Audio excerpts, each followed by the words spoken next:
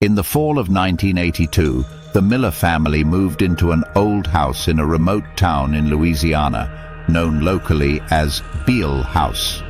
Despite its charming, old-fashioned appearance, the house was in a dilapidated state. They had no idea about the dark history that this house carried.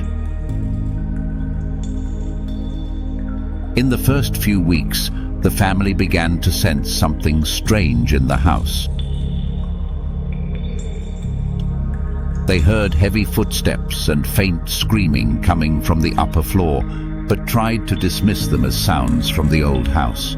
Things worsened when they noticed furniture moving on its own, books scattering across the floor, and pictures changing places. Then came the night they would never forget. They found the door to the upper floor covered in bloodstains, with no evidence of anyone entering or leaving.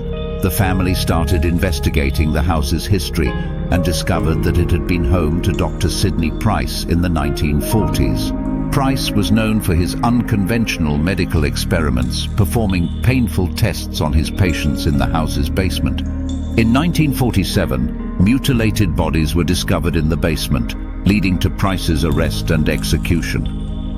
Over time, the supernatural activity intensified.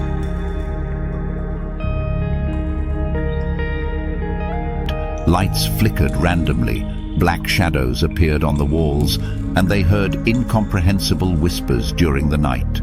The family suffered from recurring nightmares, seeing the doctor's brutal experiments and patients' screams. One night, while the family was having dinner in the kitchen, the alarm suddenly went off, and the entire house was shrouded in thick fog. They couldn't see anything but felt a presence in the room.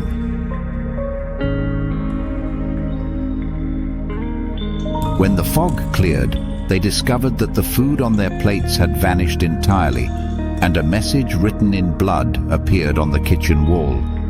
"You will never leave me." They were terrified and realized that things had become even more dangerous. One day, while cleaning the upper floor, they found an old chest hidden under the floorboards in one of the abandoned rooms. The chest was locked with a rusty chain, and when they opened it, they found old surgical tools and medical books filled with horrifying illustrations. There was also a strange wooden doll with distorted features, which increased their unease. That night, after discovering the chest, the family awoke to mysterious knocking sounds coming from the upper floor. When they went to check, they found that the furniture in the living room had been arranged in a bizarre manner, as if a ritual had taken place. The lights danced on the walls and indistinct shadows moved quickly. Through the shadows, they saw a horrifying image of a mutilated corpse hanging from the ceiling, writhing as if in intense pain. The image was disturbing and seemed to speak with a deep, grotesque voice pleading for help. Unexpectedly, the wooden doll began to move on its own, spinning around the room in a spiral motion. Its distorted features twisted in the dim light, and its eyes seemed to follow their movements.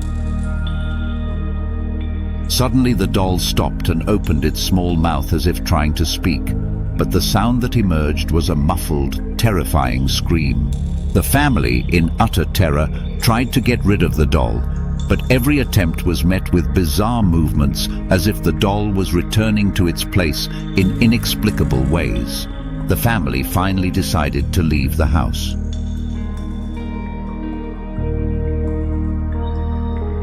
In their final days there, they were busy packing their belongings, but on one of the last nights, the supernatural activity escalated dramatically. While having dinner in the living room, the lights suddenly went out, and the room was engulfed in complete darkness. Silence fell, only to be broken by the floor shaking violently, causing the furniture to move unnaturally. Suddenly, a huge, horrifying image appeared on the walls, depicting a mutilated corpse hanging from the ceiling in the basement room. The image writhed and moved as if alive, with its glowing eyes staring directly at them.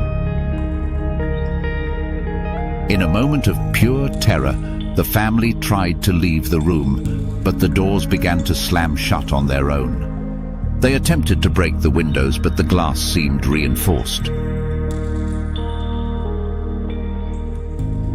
In a moment of panic, Dr. Sidney Price's face appeared on the walls, speaking in a deep, terrifying voice about his hatred and suffering, promising them they would never leave him. Then the lights began to flicker and dance randomly, and the air filled with incomprehensible whispers. A dense fog enveloped the room, accompanied by muffled laughter and mockery. In the midst of this chaos, they clearly saw that the boxes they had been packing had been overturned, their contents scattered around as if an unseen force was rearranging them. Finally, after minutes of relentless horror, the lights exploded and the room fell into a sudden silence. The atmosphere was heavily charged, and when they came back to their senses, they found themselves in a terrifying silence, unable to move. At that moment, they decided they would not waste another second in the house and would leave no matter the cost. Despite their best efforts, they could not rid themselves of the trauma the house left on them. Their departure from the house was not the true end of the Beale House story. The house remained abandoned for years, and people spoke of the vengeful spirit of Dr. Price still haunting the place, terrifying anyone who dared to approach it.